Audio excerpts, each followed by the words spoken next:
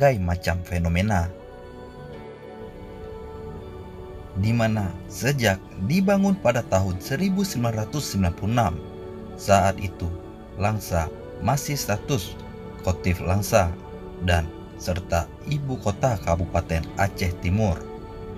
Dengan demikian, maka status terminal Langsa dikelola oleh Dinas Perhubungan Aceh Timur dan selama setahun juga berhenti kegiatannya.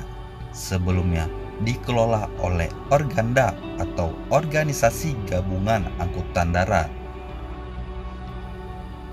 Dan hingga saat ini, sejak terhitung tahun 2017, maka Terminal Terpadu Kota Langsa berubah menjadi status Terminal Tipe A Langsa yang di bawah naungan Kementerian Perhubungan.